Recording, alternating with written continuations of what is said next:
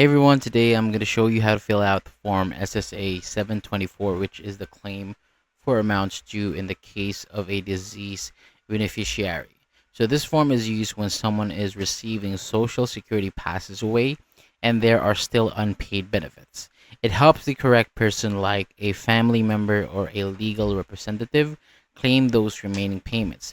So let's go through it step by step. So at the top, enter the name and social security number of the deceased.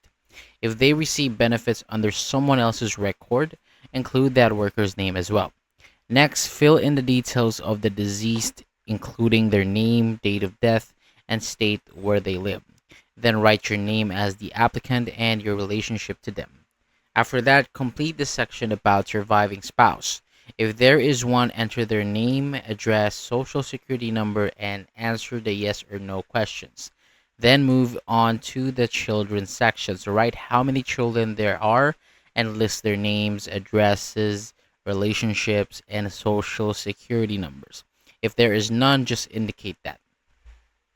The next part is we need to ask for information about the parents of the deceased. So fill this out if applicable or skip it if there are none. And if you are applying as a legal representative, complete that section. Otherwise, you can move on. And finally, sign and date the form and add your contact details and provide your mailing address. You can also include your bank details if you want to direct deposit. So make sure to review everything before submitting. And that is it for today. Thank you so much for watching. For more videos like this, hit the subscribe button and I'll see you on the next video.